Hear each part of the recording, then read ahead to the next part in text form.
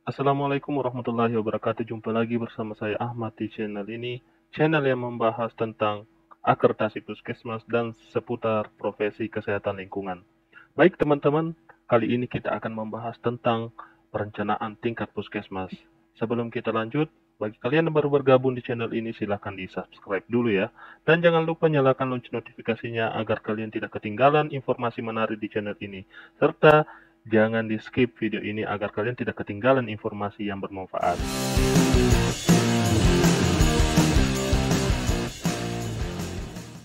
Sistem manajemen puskesmas telah mengalami perubahan dan itu diatur di dalam Permenkes nomor 44 tahun 2016. Di situ dibagi menjadi 3 bagian besar.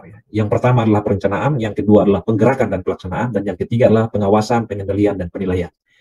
Di kalangan puskesmas sekarang, atau mungkin juga di dinas kesehatan, itu sering disebut sebagai P1, P2, dan P3. Nah, pada kesempatan kali ini, fokus kita adalah di perencanaan. Ya. Saya tidak akan membahas mengenai penggerakan, pelaksanaan, dan juga fungsi pengawasan, pengendalian, dan penilaian. Nah, teman-teman sekalian, ini contoh siklus manajemen puskesmas yang berkualitas. Ya.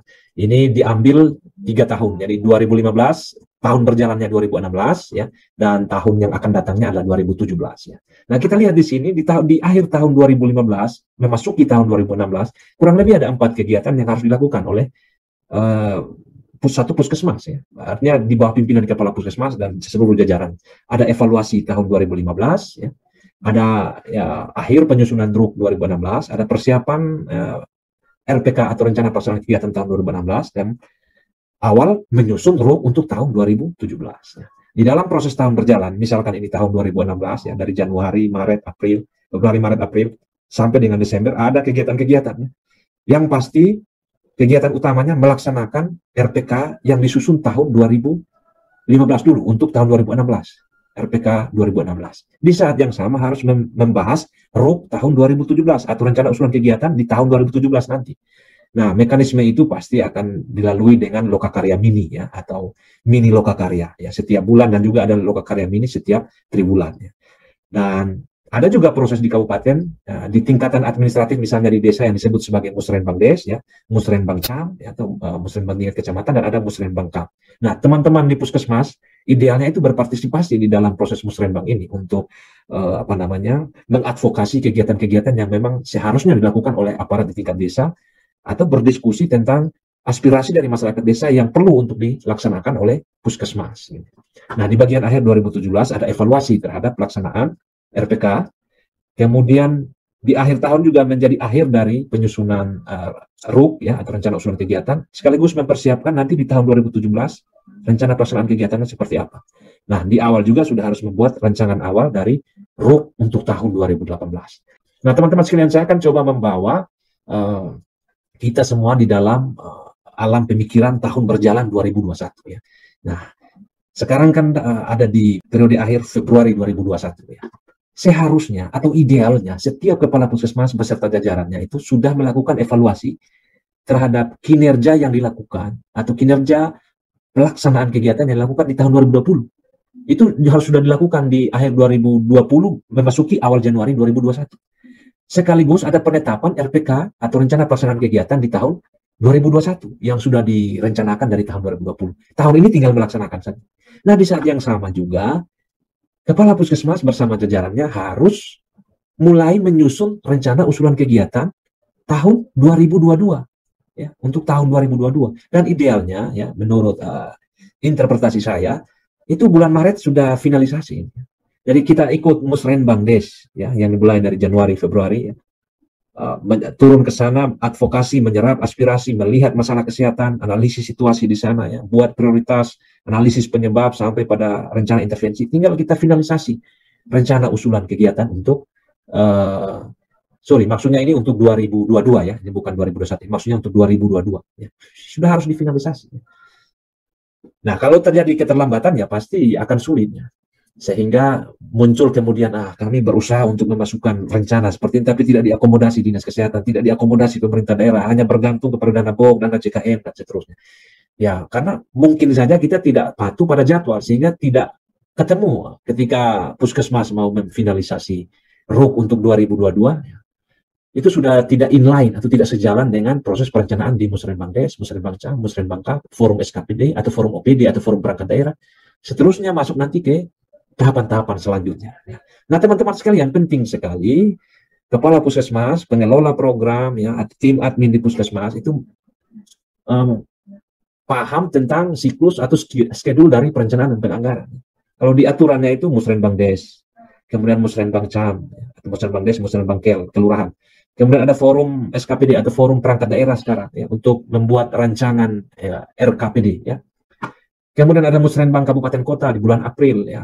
Maksudnya idealnya di akhir bulan Maret ya, atau di bulan pertengahan bulan Maret. Kemudian ada penetapan RKPD di bulan Mei. Kemudian ada pembahasan kebijakan umum anggaran dengan antara pemerintah daerah dengan dewan anggota dewan atau dewan perwakilan rakyat daerah. Setelah itu akan muncul namanya nanti penetapan KUA PPAS ya, kebijakan umum anggaran dan prioritas plafon anggaran sementara. Berdasarkan KUA PPAS itu kemudian dimintalah kepada seluruh perangkat daerah untuk menyusun yang namanya RKA ya, rencana kegiatan dan anggaran untuk tahun 2022. Dan setelah penyusunan RKA itu selesai, dilanjutkan dengan pembahasan persetujuan rancangan APBD. Ya. Kemudian dikonsultasikan, dievaluasi rancangan APBD ini ke pemerintah provinsi, ke Kemendagri, setelah itu ditetapkan. Ya, ditetapkan. Idealnya ketuk palu untuk penetapan atau pengesahan APBD ini ya maksimal tanggal 31 Desember 2021 untuk APBD tahun 2022 ya. Nah, setelah penetapan ini kemudian dikerjakan sedemikian rupa, muncullah dokumen pelaksanaan anggarannya. Nah, di puskesmas kan sekarang banyak menggunakan sumber dana dari JKN dan BOP yang biasanya ada yang mengelola sendiri, ada yang di bawah dinas kesehatan. Puskesmasnya hanya menyusun RKA saja ya. Nah, bagi puskesmas-puskesmas yang sudah memiliki DPA sendiri, proses ini tidak boleh terlewati atau kecolongan ya, karena akan tidak inline atau tidak sejalan dengan proses perencanaan yang ada di daerah. Nah, bagi puskesmas yang memang belum memiliki DPA sendiri, ya harus punya koordinasi yang kuat dengan dinas kesehatan sehingga usulan-usulan kegiatan itu betul-betul nanti terakomodasi. Kalau terlambat ya akan muncul lagi kejadian-kejadian seperti sudah direncanakan kok tidak diakomodasi dan sebagainya. Mungkin saja kita gagal dalam membuat tahapan ini atau mengikuti setiap tahapan ini sehingga usulan-usulan kita tidak terakomodasi. Nah, teman-teman sekalian ya, ada berapa jenis dokumen perencanaan di puskesmas? Nah, di dalam penelusuran saya ada 3 jenis ya. Yang pertama yang disebut dengan rencana 5 tahun. Yang kedua adalah rencana 1 tahun. Rencana 1 tahun itu dibagi lagi menjadi 2. Ada rencana usulan kegiatan atau RUK, ada yang namanya RPK atau rencana pelaksanaan kegiatan atau yang dalam bahasa Inggrisnya disebut sebagai Plan of Action atau POA ya. Dan itu sifatnya 1 tahun. Dan yang ketiga adalah rencana yang kegiatan yang bulanan ya, atau rencana pelaksanaan kegiatan bulanan atau POA bulanan ya, POA bulanan. Kurang lebih 3 ini untuk dokumen perencanaan di tingkat puskesmas ya secara umum. Nah, teman-teman sekalian ya, bagaimana sih tahapan di dalam proses perencanaan di tingkat puskesmas itu? Nah, saya mengidentifikasinya ada 4. Yang pertama persiapan, yang kedua analisis situasi, yang ketiga perumusan masalah, dan yang keempat adalah penyusunan dokumen rencana itu sendiri. Kita akan lihat ini satu persatu, mulai dari persiapan. Ya. Apa yang dikerjakan pada tahap persiapan? Nah, yang dikerjakan pada tahap persiapan ini, teman-teman sekalian, pertama, kepala puskesmas harus bentuk tim manajemen puskesmas. Kalau belum bentuk tim manajemen puskesmas ini biasanya fatal. Akan sulit membuat sebuah dokumen perencanaan yang baik kalau tim ini tidak terbentuk. Perintah Permenkes, tim ini harus terbentuk, tim manajemen puskesmas. Yang kedua, kepala puskesmas harus mensosialisasikan atau menjelaskan pedoman manajemen puskesmas ini ke seluruh aparat yang atau jajarannya yang ada di puskesmas. Ya. Nah, kalau kepala puskesmasnya tidak tahu tentang PMK 44 2016 ini sangat fatal sekali. Ya. Nah, harus menjelaskan. Yang berikut lagi, tim manajemen puskesmas yang dibentuk oleh kepala puskesmas ini harus mempelajari beberapa dokumen penting. Ya. Dokumen penting itu seperti apa? Nah, yang pertama, Renstra Dinkes harus dipelajari. Renstranya Kemenkes harus dipelajari. SPM di bidang kesehatan di tingkat kabupaten harus dipelajari. Hasil-hasil rapat atau kesepakatan bersama dengan dinas kesehatan itu juga dipelajari, dikumpulkan. Ya. Pedoman PISPK, pendekatan program Indonesia Sehat dengan pendekatan keluarga, termasuk hasil-hasil survei selama itu dikumpulkan. Norma dan standar pelayanan kesehatan yang lain. Ini semua dipelajari. Kenapa ini penting dipelajari? Karena di dalamnya ada target-target, ada kesepakatan-kesepakatan, ya, ada aturan-aturan, ada norma yang nanti ketentuan-ketentuan itu kita pakai di dalam membuat target, membuat kegiatan di dalam dokumen perencanaan kita. Ya. Jadi tim manajemen yang terbentuk harus bergerak cepat untuk mencari dokumen-dokumen ini dan mempelajarinya. Oke, itu selesai di tahap persiapan. Sekarang kita masuk tahap kedua, analisis situasi. Apa yang dilakukan pada tahap analisis situasi ini? Bapak Ibu, teman-teman sekalian yang ada di puskesmas, ya, di tahap analisis situasi ada 3 kegiatan penting. Ya. Yang pertama adalah pengumpulan data kinerja puskesmas. Jadi data kinerja ini harus dikumpulkan. Yang kedua, analisis data yang dikumpulkan tadi. Setelah dianalisis ini kan baru analisis secara internal puskesmas, apa yang dilakukan selama ini dan bagaimana melihat diri sendiri. Nah, yang ketiga harus ada analisis masalah dari sudut pandang masyarakat. Jadi masalah kesehatan itu dilihat dari perspektif puskesmas dan jajarannya, juga dilihat dari sudut pandang masyarakat. Ya.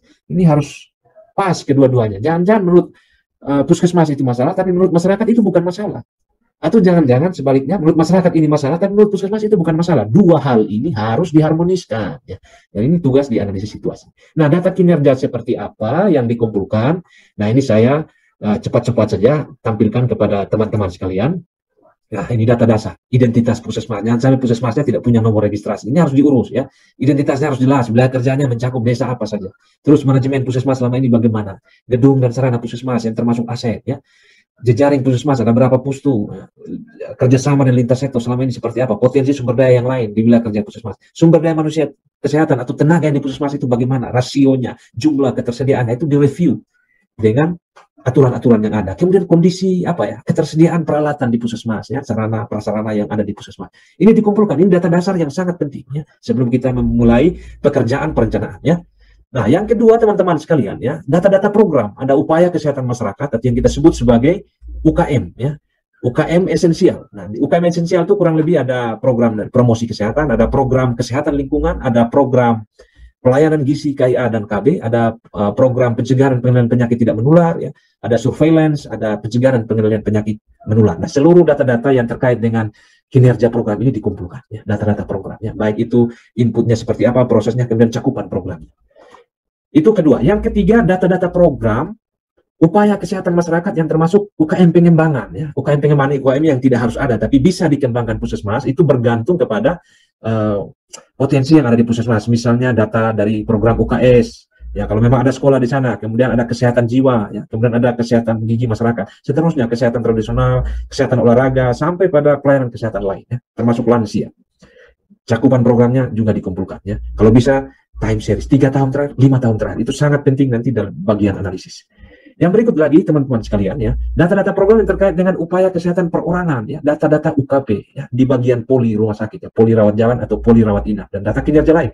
Kunjungan ke puskesmas yang poli pelayanan umum, kesehatan gigi dan mulut, rawat inap, UGD ya, data kematian yang ada yang terjadi di puskesmas ya.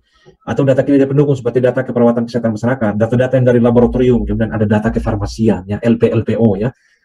Itu dikumpulkan semuanya ya. Nah, terus yang kelima, data profil kesehatan keluarga ya. Ini sudah dikumpulkan setahu saya ya, ada softwarenya. Kemudian dianalisis data ini ya. Ada sekian item itu kalau saya lihat ini sampai dari keikutsertaan program keluarga berencana sampai pada kepemilikan jamban sehat ya. Ini yang kelima. Jadi ada 5 kategori data yang dikumpulkan ya. Nah, setelah data dikumpulkan harus dianalisis. Bagaimana dengan proses analisis datanya ya?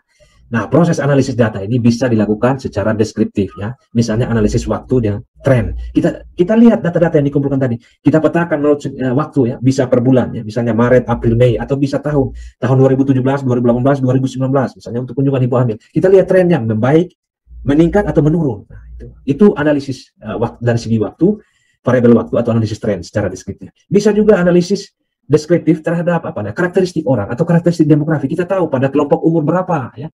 Atau pada laki-laki atau perempuan ya. Ini kasus-kasus itu terjadi, misalnya kasus diare lebih banyak terjadi pada usia 2-5 tahun. Ini bentuk analisis berdasarkan karakteristik demografi.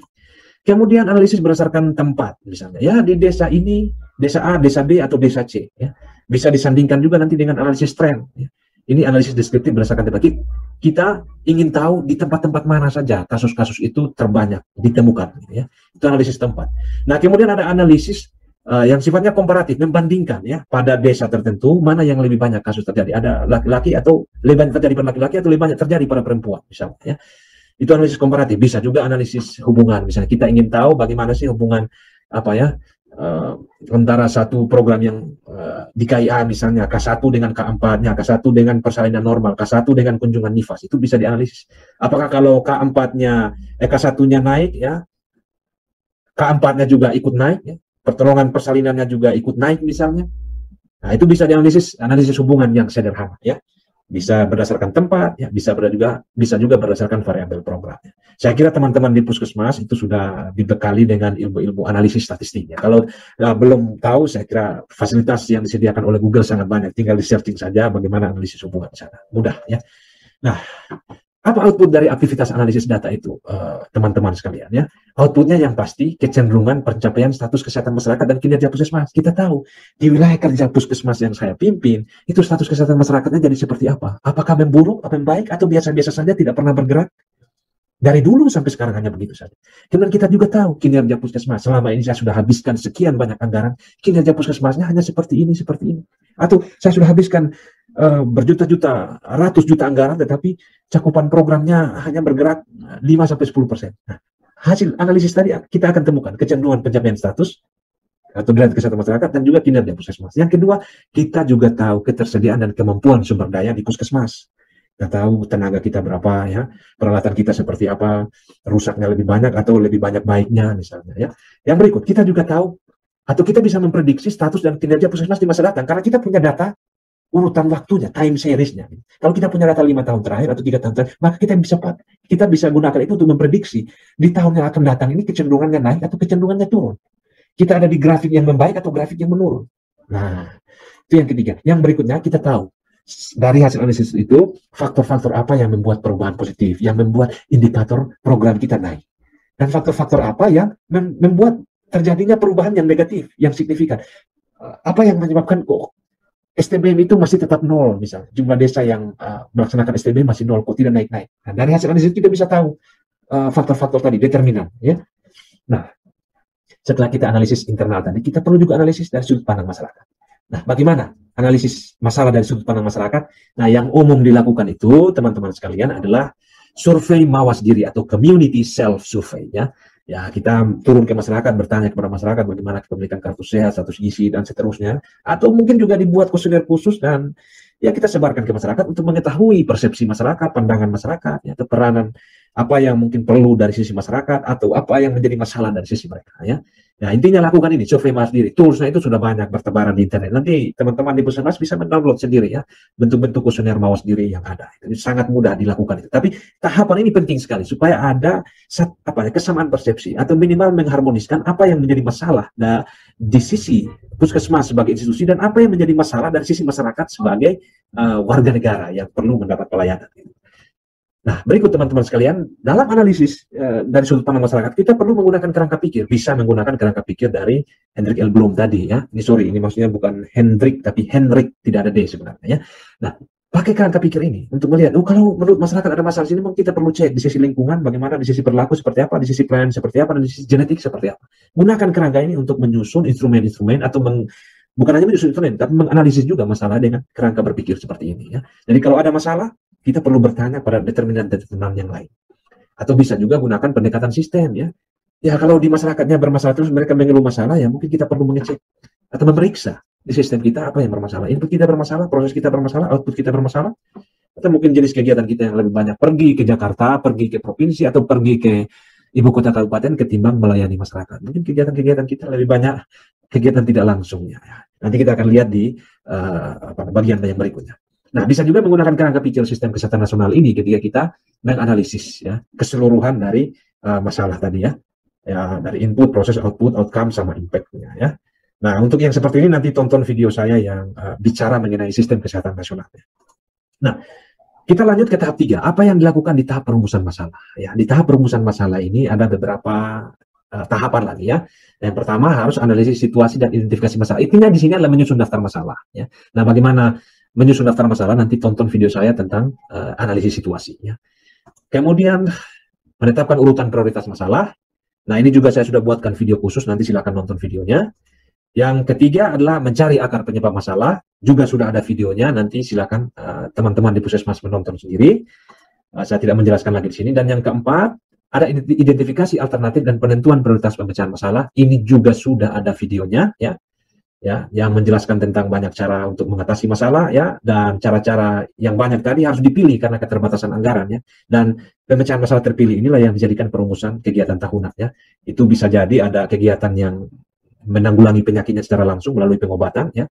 Ada juga kegiatan untuk mengurangi paparan faktor risiko, ya. Juga ada kegiatan yang digunakan untuk memperbaiki sistem atau organisasi puskesmas itu sendiri. Nah, tentang bagaimana metodenya sudah saya buatkan di dalam video khusus. Nanti silakan tonton video mengenai identifikasi alternatif dan penentuan prioritas pemecahan masalah. Setelah semua itu teman-teman sekalian, kita masuk ke tahap keempat. Marilah menyusun rencana. Ya. Menyusun rencana ini seperti apa teman-teman? Ya, tentu kita berpaling kepada Permenkes 44 tahun 2016 tadi. Ya. Kita cari sampai di bagian belakangnya, di bagian lampirannya, di situ ada satu tabel. Ya. Bukan satu tabel, tapi ada beberapa tabel. Nah, ini saya sudah coba tampilkan di sini biar teman-teman bisa langsung melihatnya. Tapi bisa juga teman-teman nanti mendownloadnya dari sana. Setelah proses tadi ya, sudah sampai pada identifikasi alternatif dan pemecahan masalah, sudah memiliki pemecahan masalah terpilih, dan gunakanlah hasil pemecahan masalah yang dipilih tadi untuk mengisi tabel-tabel. Misalnya ini ya, kalau kita membuat rencana 5 tahun, isilah tabel-tabel ini, upaya kesehatannya apa, tujuannya apa, indikator kinerjanya apa, cara perhitungan indikatornya seperti apa. Nah, dibuat target-target ini berdasarkan data-data yang dianalisis tadi ya. Ini target tahun pertama, tahun kedua, tahun ketiga, tahun keempat, tahun kelima ya. Nah, kita harus bisa membuat target ini. Nah, target ini berdasarkan data-data yang siap. Kemudian ini rincian kegiatannya untuk rincian kegiatan-kegiatan yang pokok yang ada di puskesmas, dan di sini pagu indikatif atau kebutuhan anggaran ya yang direncanakan untuk 5 tahun ke depan. Nah, umumnya puskesmas banyak yang tidak membuat rencana 5 tahun ini, tapi menurut saya sebaiknya dibuat ini ya untuk 5 tahun ya. Untuk 5 tahun. Nah, yang di sini hati-hati dengan indikator kinerja ini adalah indikator kinerja program ya. Indikator kinerja program yang digunakan untuk waktu yang lama, bukan indikator kinerja kegiatan. Nanti kita lihat apa perbedaan. Ini yang pertama ya, format rencana 5 tahun, rencana 5 tahunan puskesmas. Yang kedua, ini yang sering dipakai ini ya, ini yang sangat familiar. Jadi format yang keempat, di format keempat di lampiran Permenkes ya, rencana usulan kegiatan puskesmas. Di sini ada dituliskan upaya kesehatannya apa, terus di setiap upaya ini ada kegiatannya, kayak dirincikan ini kegiatannya. Tujuannya ini merupakan tujuan kegiatan, bukan tujuan program ya. Nah, terus ada sasaran, siapa yang dikenai kegiatan, target di sasaran itu berapa orang yang harus dikenai kegiatan tadi, penanggung jawabnya siapa, kebutuhan sumber daya, tuliskan sini daya, dana, dan segala macamnya. Mitra kerjanya dengan siapa, dengan kepala desa kah, atau dengan orang lain. Waktu pelaksanaannya berapa kali dalam setahun, karena RUK ini kan untuk 1 tahun, ya, untuk periode perencanaan 1 tahun. Kebutuhan anggarannya berapa, ya, harus dihitung berapa besar biayanya. Terus indikator kinerja, ini indikator kinerja kegiatan, ya, dan sumber pembiayaannya dari mana, ya. Oke. Setelah isi tabel-tabel ini, ya teman-teman juga mungkin perlu tahu ada salah satu formulir lagi namanya rencana pelaksanaan kegiatan. Dari RUK diubah menjadi RPK. RUK itu dibahas sedemikian rupa jadilah RPK. RPK itu rencana pelaksanaan kegiatan, itu yang kita sebut sebagai POA. Nah, inilah yang nanti akan pasti dilaksanakan. Kalau RUK tadi masih usulan, ya, rencana usulan kegiatan. Jadi RUK itu bisa berisi kegiatan dari berbagai sumber dana, ya, sumber dana ini yang RUK ini. Nah, kalau sudah RPK, ini sudah jelas kegiatan-kegiatan yang setelah disaring tadi dibahas bersama dengan biaya yang dilaksanakan oleh puskesmas. Ya. Kalau di RUK itu sumber biaya bisa nanti usulan kegiatan itu akan disampaikan ke dinas kesehatan karena puskesmas tidak bisa melaksanakan. Tapi kalau RPK ya sesuatu yang memang dikerjakan oleh puskesmas itu sendiri. Nah, tinggal diisi kegiatannya apa, tujuan kegiatan, sasaran, target. Seterusnya, ini ada perbedaan. Kalau di RPK itu harus jelas lokasinya. Lokasinya di desa mana. Ya. Karena ini kan sudah siap action, siap laksanakan. Dan berapa besar biaya. Nah, ini format kedua. Nah, ini ada lagi format rencana pelaksanaan kegiatan yang sifatnya bulanan. Ini terjemahan dari RPK yang 1 tahun atau rencana pelaksanaan kegiatan yang 1 tahun.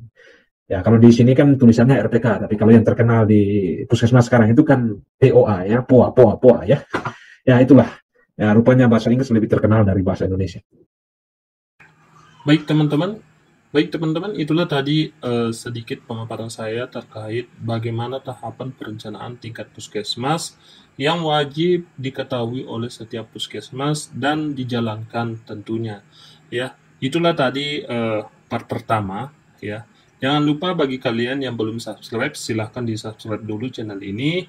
Dan jangan lupa bahwasanya masih ada part lanjutan, part kedua dari video ini, yang mana kita akan membahas tentang catatan kritis terkait permasalahan yang kita bahas pada part pertama tadi.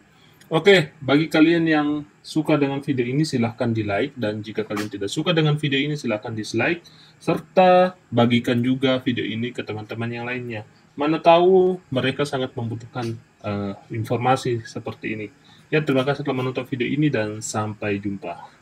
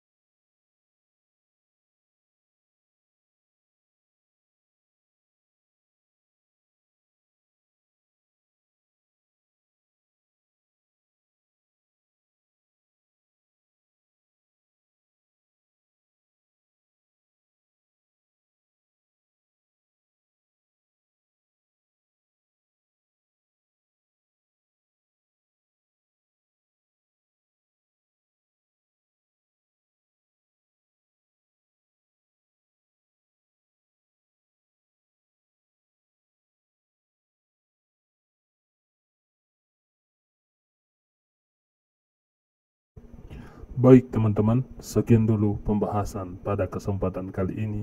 Semoga apa yang disajikan baru-baru ini bisa bermanfaat bagi teman-teman sehingga bisa mendatangkan perubahan di puskesmas teman-teman sekalian.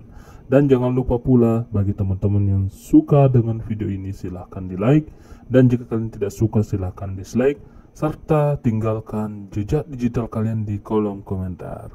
Jangan lupa juga bagikan video ini ke teman-teman kalian sehingga manfaatnya tidak terputus di kalian saja. Oke, terima kasih telah menonton video ini dan sampai jumpa.